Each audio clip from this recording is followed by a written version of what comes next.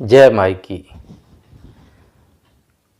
कुछ साधक यह बार बार पूछते रहते हैं कि माई की साधना, माँ बगलामुखी की साधना, उनकी पूजा सामान्य रूप से कैसे की जा सकती है। सामान्य पूजा, साधना, आराधना क्या है। इस विषय में मैं केवल यही कहना चाहूँगा कि साधना या पूजा किसी भी तरह से सामान्य होती ही नहीं है। यह जो माँ बगलामुखी की पूजा, आराधना, साधना है, यह तो जैसी है वैसी ही है और जैसी नहीं है वैसी हो भी नहीं सकती। अर्थात कोई भी सामान्य पूजा नहीं है और उसे सामान्य रूप से नहीं किया जा सकता। हाँ, इतना अवश्य है कि यदि आप इस मार्ग से दीक्षित नहीं हैं, यदि आपको साधना का समुचित ज्ञान नहीं है, तो आप कहीं से भी किसी को भी पढ़ करके, सुन करके, देख करके साधना आरंभ मत करिए। आप केवल वही मार्ग पकड़िए जो वास्तविक मार्ग है, जो शास्त्रों में, सद्ग्रंथों में, तंत्र के ग्रंथों में बताया गया मार्ग है।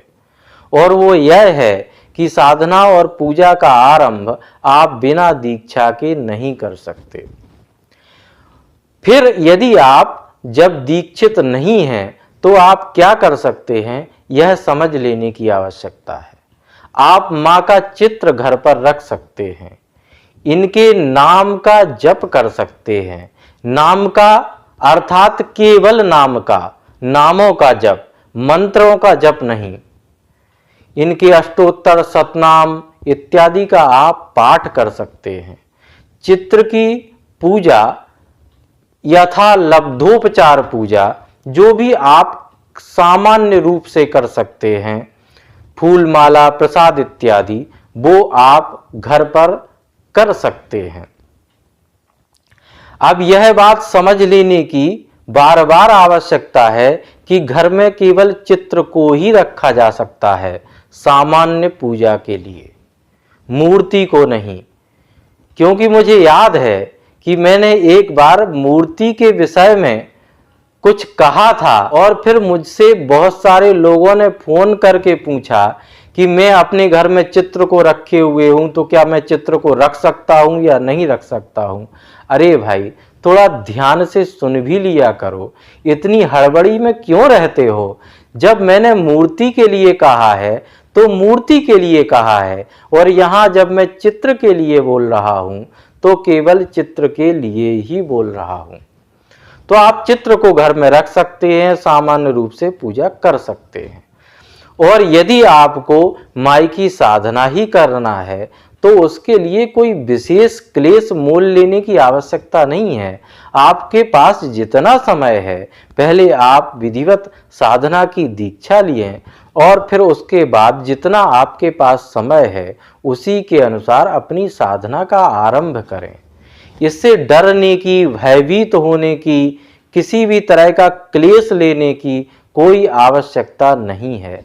किंतु कार्य जो भी करें वो विधिवत और शास्त्रोक्त मतानुसार ही करें।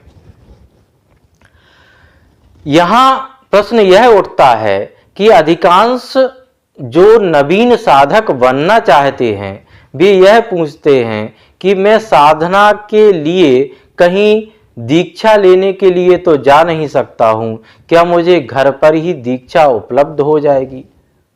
तो मैं उनसे केवल यही कहना चाहूँगा कि आपके जीवन में जितनी भी उपयोगी सामग्री है, जो आपके बाह्य जीवन के लिए उपयोगी है, वो सभी आपको घर बैठे ही प्राप्त हो जाती है। उसके लिए आप कोई भी परिश्रम नहीं करते। वह वस्तुएं भी जो आपको नित्य प्रति भोजन के रूप में लेनी होती हैं, उसके लिए भी आपको घर से बाहर तो निकलना ही पड़ता है, थोड़ा सा परिश्रम करना ही पड़ता है, तब वे आपकी बुभुक्षा को, भूख को शांत करती हैं।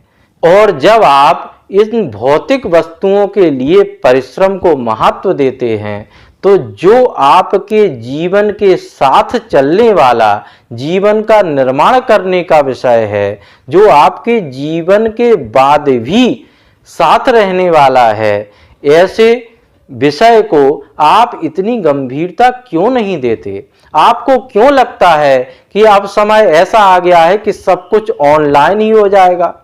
घर बैठे मोबाइल पर ही आपको दीक्षा भी चाहिए, माई की कृपा भी चाहिए, सिद्धियां भी चाहिए, साधना भी सीखना है और किसी भी तरह का कोई परिश्रम ना करना पड़े, बस केवल सोफे पर आनंद से बैठ करके बिस्तर पर लेटे हुए ही सारा कार्य हो जाए और कोई भी परिश्रम आपको अपने जीवन में उठाना न पड़े।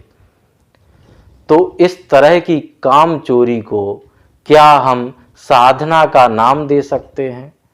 तो इस तरह के काम चोरों को क्या हम साधक कह सकते हैं? और आप यह भी नहीं समझते कि जैसे ही आपके मन मस्तिष्क में इस तरह की बकवास जन्म लेती है, तो उसको भुनाने के लिए एक पूरा बाजार खुला हुआ है। वे सभी ऑनलाइन दीक्षा, ऑनलाइन साधना सामग्री के नाम पर आपसे केवल धन बटोरना चाहते हैं, व्यापार करना चाहते हैं और आप उनका सहयोग भी कर रहे हैं। तो मैं यही कहूँगा कि यदि साधना करना है तो थोड़ा सा तो परिश्रम करना सीखिए, थोड़ा सा तो अपने मन मस्तिष्क को कष्ट दीजिए, दिमाग खोल करके देखिए कि आपके आसपास आखिर हो क्या रहा है, आपको किस कार्य के लिए, किस बाजार के लिए तैयार किया जा रहा है। और यदि आप इस तरह से विचार करेंगे तो आपकी समझ में भी आएगा कि यह सब क्यों किया जा रहा है। तो थोड़ा विचार करना सीखिए और सुनना भी सीखिए कि मेरे द्वारा आपको क्या बताया जा रहा है और क्यों बताया जा रहा है।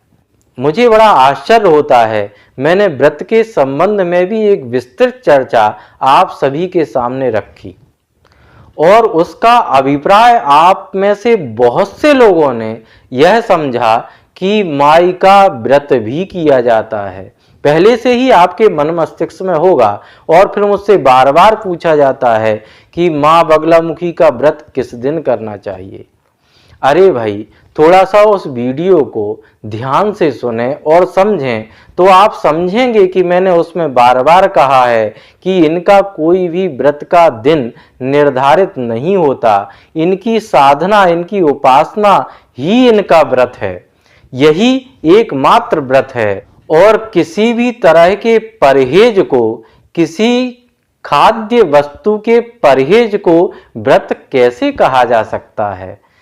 केवल आपको क्या खाना है, क्या नहीं खाना है, एक निश्चित दिन में आपको क्या खाना, क्या नहीं खाना, यही मात्र व्रत हो जाएगा। और इसी से आप माँ की साधना को भी प्राप्त कर लेंगे, उनकी कृपा को भी प्राप्त कर लेंगे। ये कैसी मूर्खता है? थोड़ा सा विचार करना तो प्रारंभ करिए, अपने मन मस्तिष्क को खोलिए और फिर सोचना प्रारंभ करिए। उससे बहुत से व्यक्ति बहुत से साधना के गूढ़ विषयों पर बोलने का आग्रह करते रहते हैं। मैं उनसे यही कहना चाहूँगा कि पहले आप साधना को समझिए, आप साधक बनना सीखिए। साधक का क्या आचरण है, साधक कैसे होते हैं, इसे आप समझना प्रारंभ करिए। उसके बाद उन सभी विषयों पर भी एक समुचित, एक सार गर्भित चर्चा मैं आपके सामने रखने का प्रयास अवश्य करूंगा। तब तक केवल और केवल साधक और साधना को समझने का प्रयास करें और एक वास्तविक साधक बनने की राह को पकड़ें। जय माई की।